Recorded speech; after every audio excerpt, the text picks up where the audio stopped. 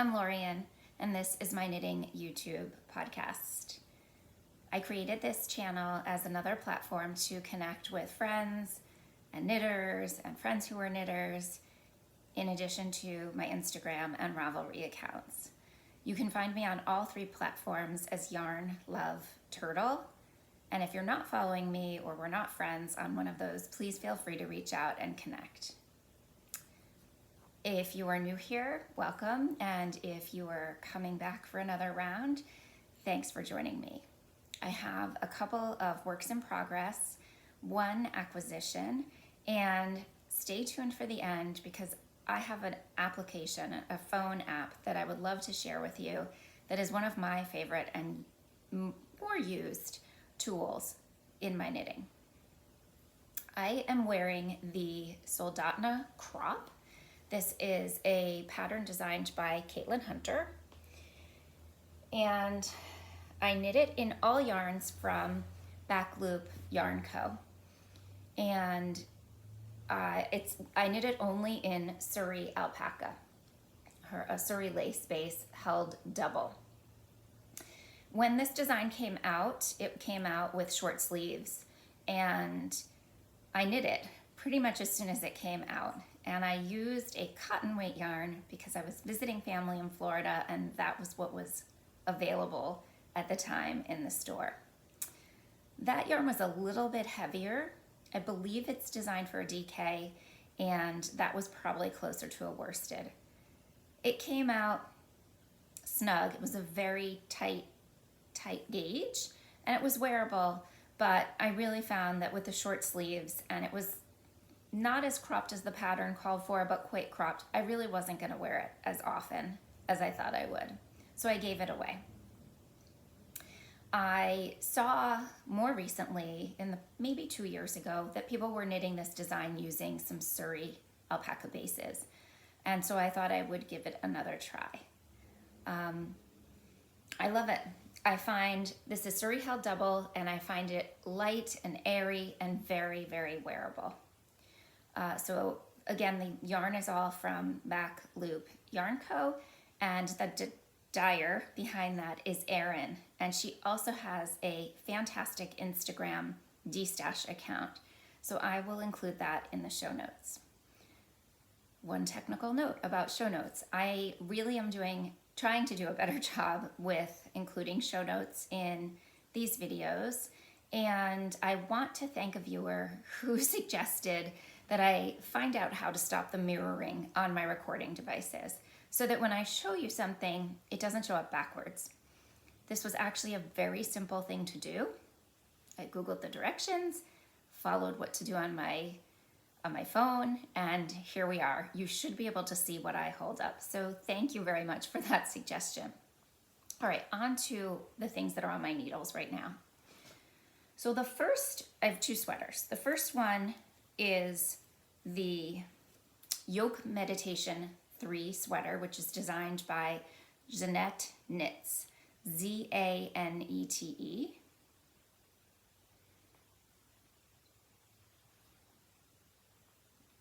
And this is a sport weight, top down, colorwork yoke sweater, yoke and body.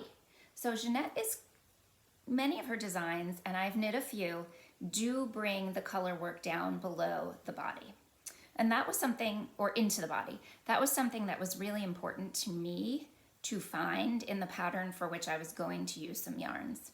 Sometimes I buy the yarns before I have the pattern in mind because I can't help myself, especially if it's a good buy. I do try to have the pattern planned first and then buy the yarns. It just doesn't always work out.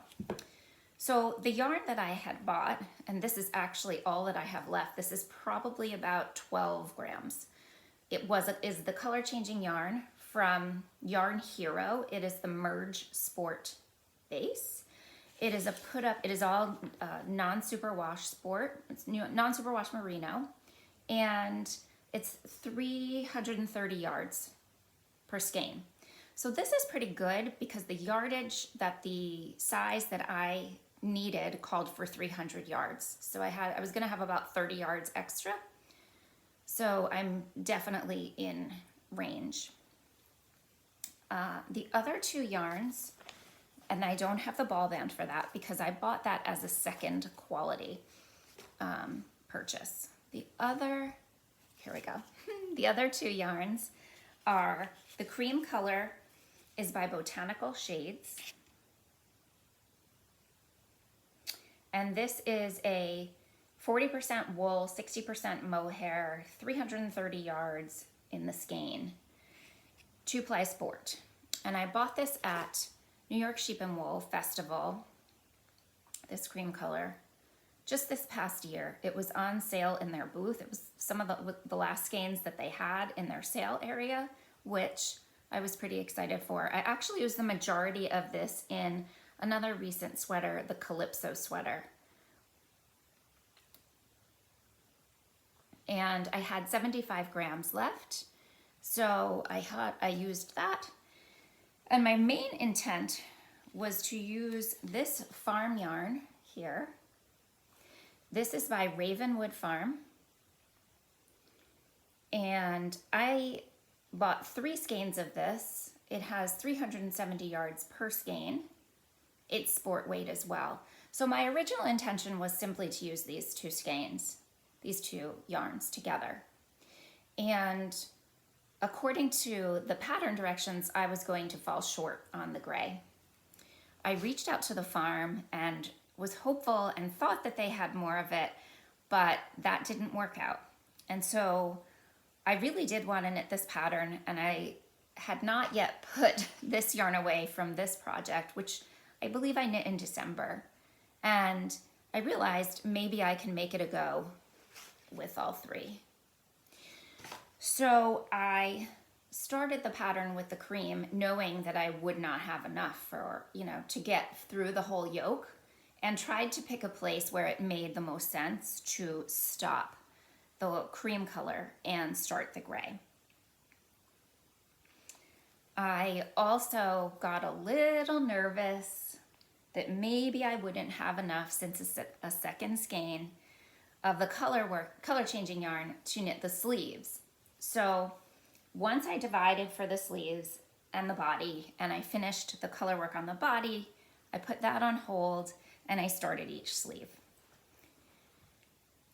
I love to knit my sleeves 2 at a time, magic loop, but I don't love to do that when there's color work involved. So I actually used my Chiaogu shorty needles and knit each sleeve 1 at a time. And fortunately, everything worked out gauge-wise, and the fit is great.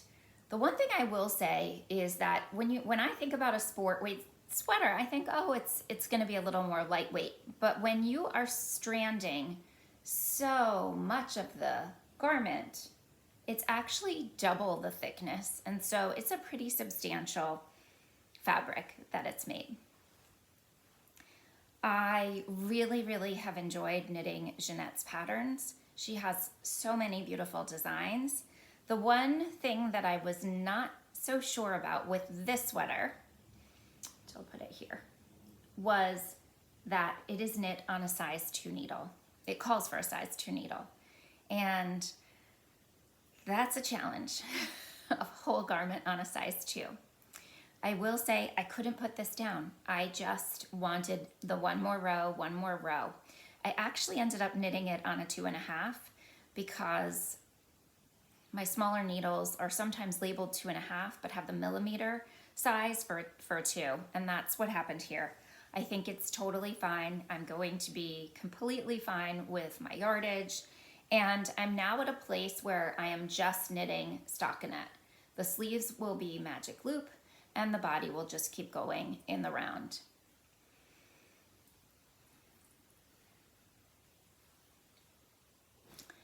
Next up is another sweater that I have on the needles. Now, I have admired the yarns from Foster Sheep Farm for several years now. Carol is the, owner, shepherdess. I'm not sure if they have their own sheep. She definitely dyes the wool and uses mostly natural or all natural and plant dyes. Her booths at these fiber festivals are extraordinary. she often includes a whole huge section of soaps, artisan soaps, that are produced by Saratoga suds. And I ended up getting some of those at my last fiber festival, where I also purchased this yarn. So I purchased at Fiber Festival of New England, Claire's Corrie. This is an indigo dyed yarn. It is 72% Corriedale, 28% Wensleydale, and a DK weight yarn, 250 yards for 100 grams. I've paired it with a pattern that I've also admired for quite some time. I'm gonna hold it up this way. I have not yet divided for sleeves, but it's growing. This is the Whitmor sweater, which is a pattern designed by Ami Lowden, who is a British designer. It is designed to have a pretty good amount of positive ease. And because of that, well, two things. First, it is designed with a strand of fingering and a strand, I believe, of mohair, but something fluffy with it. The yarn I'm using is not fluffy. It's a lace color work design. Maybe you can start to see some of that working up there. Not color work, it's a lace yoke design. And the lace is made with yarn overs. And the way that I was knitting my yarn over in one round, knit it as normal through the next round, was creating fairly large yarn overs. And so I think I put it out on my Instagram, I did, to get some feedback and suggestions of what people might do to close that lace up. Now, I don't know that I'm ever gonna wear this without a garment underneath, but I just didn't want it to have as large of a lacy look, large of the holes that the lace was making. So I got some fantastic suggestions from Baubles, from picking up the yarn that was already in between the two stitches, kind of like doing a make one. And I also got the suggestion to knit those yarn overs through the back loop, which would twist them and close them up. Further to that, I got the suggestion to change the orientation of one of two. So the yarn overs mirror each other, and to change the orientation of one of two so that when you twist it, you're twisting in one direction versus the other. Basically like making a make one left and a make one right, but probably not quite as snug as that. And I decided I was gonna go with that approach.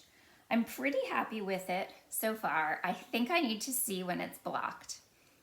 The interesting thing for me about this pattern is because the gauge is it calls for a fairly a more positive ease than I am unsure if I want. And more so, the yoke depth for the size I am knitting goes to about 10.5 inches. My max is usually around 9-ish. And so the good thing though is that I can adjust the pattern.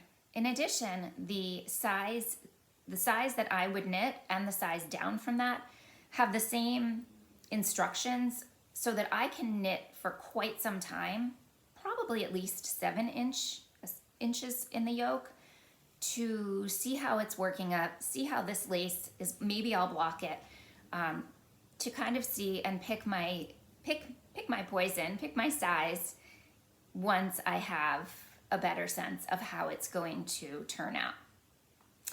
I have really, really loved the feel of working with this yarn. I very much enjoy Corriedale. I will say though, the indigo does bleed quite a lot on my hands. I'm not sure if it's the oils because it is not rubbing off on my clothing when I work with it. I am going to reach out to Carol though, who dyed it, and see what she suggests. I do find that when you have a question about or when I have a question about my yarn or the pattern that I'm working up, I often go back to the designer or the dyer or the farmer to see what they suggest, because chances are I'm not the first person this has happened to. I don't think soaking this will lose all of the color, but I really want to do it right. I don't want to put all of the work into it and then have it washed out in the end. So this, I probably have another 20 more rounds on this yoke, and then I'm gonna figure out what to do. If I'm gonna decide on my next steps, if I'm gonna block it, which size I'm gonna go with, and make a plan from there. What else? I have one acquisition, and this is a giveaway that I won on Instagram. I'm just gonna check the name of the person right, okay. So Meg Roke, and she goes by Meg Roke Knits on Instagram. I'm not sure about Ravelry, but I can look for you. Meg Roke, R-O-K-E is her last name. And she is a designer, and she ran a giveaway. Yep, it's Meg Roke on Ravelry. She ran a giveaway on Instagram, and I won. And I showed this on Instagram, so if you do follow me there and we're friends and you caught that video, this is gonna be a quick repeat. I have always heard of Lock and Lou, the Notions or Stitch Marker, Progress Keeper designer, but I had never actually seen or had their items in person. So I got this sweet, sweet little box, which shipped directly from them. It says Lock and Lou. That's the top. And then inside were these absolutely adorable Progress Keepers. So this one is, I don't know if it's gonna focus. I'm not very good at this part yet. It's a crayon.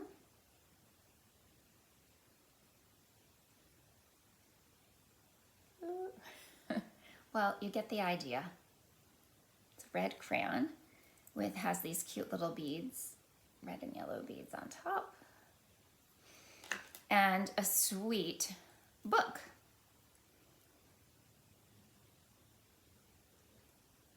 And the title of the book is The Day the Crayons Quit. And it says the author's name, who is Oliver Jeffers. And it has one of those little gold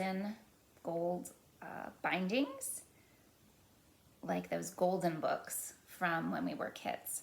So these are just really precious, and I love them. I love that they're kind of not seasonal. I work in a school, so it's kind of fun. It's a high school. We don't have crayons, but maybe they do in the art rooms. Okay, so we've been through what I'm wearing, the whips, the acquisition. So I want to move on to a couple of quick things. The first is I thought I would mention a couple of YouTube podcasts that are smaller, newer, that I have enjoyed watching. It's always good to get a great reference. So there are two. The first one is called A Stitching Story, and that is by Polly. Polly is an artist, and in her early videos, she actually sits in front of this wall full of paintings, and I just was kind of mesmerized by all of that. Both of these are newer knitters, and Polly does some knitting and does some sewing as well. So you may find watching her fun.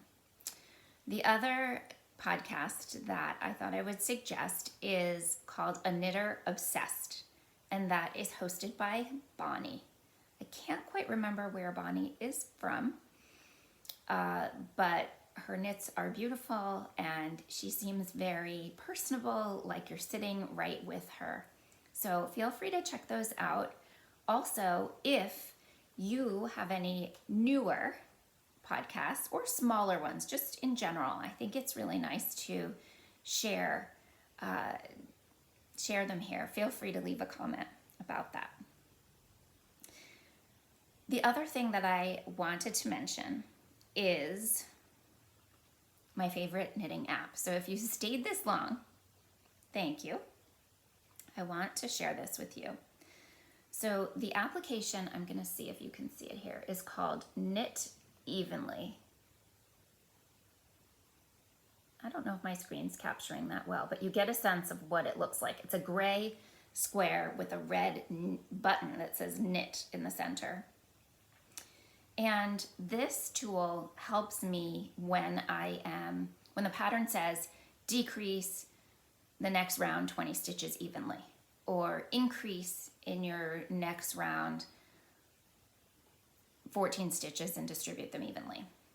So this is really a calculator that helps tell you where to place those stitches and can also take you through how to, as you're working that round, where to put them. I've used it in flat knitting, I've used it in color work. You can be doing any stitch essentially. It says knit, but you could essentially do any stitch. You can do also, if you're increasing, you can do any kind of make one. It usually says make one. You can do that in any form. A yarn over, a make one, a lifted increase. It just directs you to make one broadly. So the calculator part basically tells you whether if you are, hopefully there isn't too much of a reflection. Increasing or decreasing, you choose one of those. Flat or round, if you're knitting flat or you're knitting in the round. You put on here the number of stitches on your needle and then the number you would like to increase or decrease. And that's where you enter that. So we're gonna just start with what I have. It says I have 60 on the needle and I need to increase 8. You hit this calculate button and then it tells you this is option 1, which is simpler and easier to remember, or option 2, which is a little more evenly distributed. Once in a while, these two will match. And you can go, sorry about that, you can go back here, or you can hit one of these guide me buttons, which we'll do right here. And then it's going to take you step by step. Knit 6, knit 2 together, we're decreasing. And it tells you how many stitches you should have on the needle. So I'm gonna have done that. Oops, I'm doing the reverse. Then you hit the next button and it takes you the next thing. Knit 5, knit 2 together. Tells you should have 13 stitches total. Next, knit 6, knit 2 together, and so on and so forth. Honestly, this has saved me so much time when I've had to use it.